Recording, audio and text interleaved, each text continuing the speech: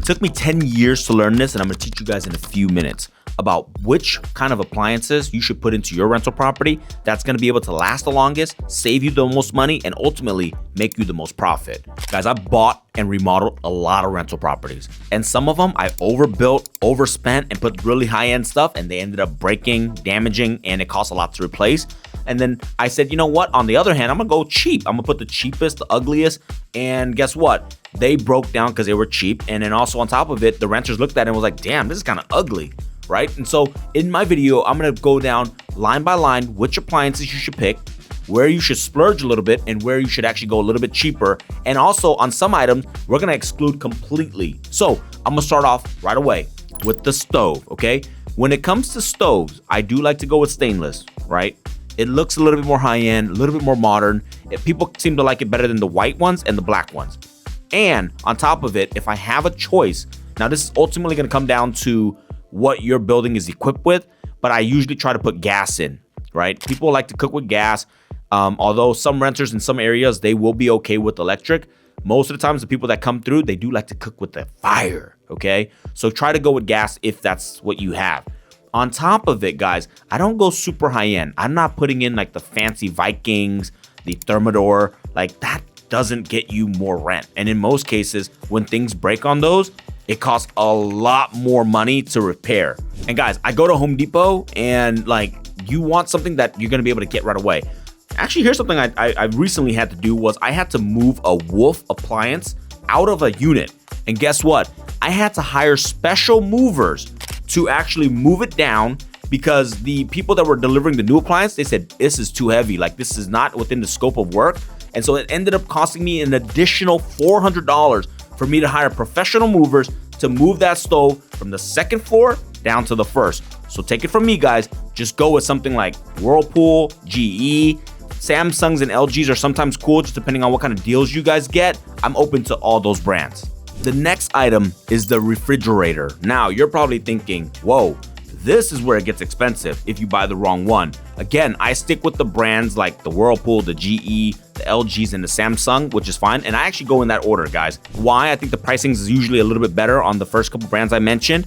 And the second thing was, what do you go with? Do you go with the double French doors? Do you go with the bottom pull out? Like sometimes if your rental is kind of like mid-grade, you can actually go with just the top and the bottom pull, where the ice machine literally just dumps out into like the little box up top. That does very well for me. Those things are durable as heck. Never had a complaint. But if you do go a little bit higher rent, and let's say your rent is kind of more like a high rise or something like that, you want to go with maybe the double doors. But like I have problems and issues with Samsung a lot. Those ice machines clog up all the time. So definitely avoid Samsung with like a stick. Like stay away from it. Because what happens is they're going to call you and they're going to say, hey, you got to fix my fridge. And ultimately what it is that with the Samsung brand with the ice machine, it clumps up in the back. And so all you have to do is really unplug it, let everything thaw out. But you tell the tenant to do that, they're not going to do that. But the repairman is going to go out there, charge you $400 or $500 to do it. And that's all they're going to do. The third, which is the microwave. Now, generally speaking, I never provide a microwave at all for any of the rentals, right? That's up to them. But you're probably thinking, well, what about the one that goes above the stove that actually like sucks up the air? I don't put those in either. The reason why, in the past, they break a lot. Number two, the suction quality, the CFM on those things, basically like how much air is getting sucked out of the home, they're not as strong as like if you were to just put a regular one. And they're way more expensive than just the regular over the top where all it does is just suck air out. So I don't put the microwave in. It's just save the money. It doesn't get you more rent. Okay, so just go cheaper and it's gonna get better airflow. Dishwasher. That's a big sticky subject. Do you put one or do you exclude it? My personal opinion, you should definitely put a dishwasher. And if you don't have one, think about putting one in, right? You might thinking, well, it's more expensive. It might clog, it might do X, Y, and Z. But the truth is, when I was renting out these things on my own, one of the biggest complaints I've heard was like, this property doesn't have a dishwasher. Even though most people don't use them all the time, but they just want a place to be able to wash dishes and actually dry their dishes in it. Like that's what most people use it for. But for the most part, like give people the option. They do like dishwashers. Comment down below, like if you're renting or buying a house, do you want a dishwasher in there? My thing is yes, but I'm open to hearing like why you shouldn't put one. But definitely doesn't have to be super high end. Try to match it with the stove. Go with GE. Go with any of the brands. Like I never had one actually break down too much, as long as you give the renters instruction not to just throw dishes in there that are dirty. They gotta scrape it off too. Okay, but I think it's a big selling point to have a dishwasher. Another controversial item is a garbage disposal. Do you put one in or do you leave one out? Now, here's my experience. Some of my units do have garbage disposal because they were already there, and I'm actually this close to taking it out because all of the repair calls that I get are from the stupid garbage disposal. And I think a lot of it is that people think you could just throw anything and anything down the garbage disposal, right? Like they're throwing bones, they're throwing grease, they're throwing like, I don't know, one time some kid threw like paper down there, right? And it just clogged up everything.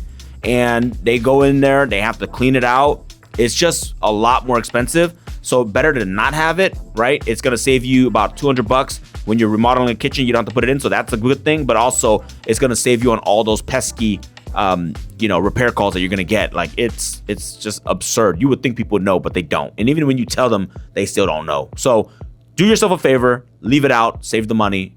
A P-trap, a regular P-trap is gonna be just fine. Laundry.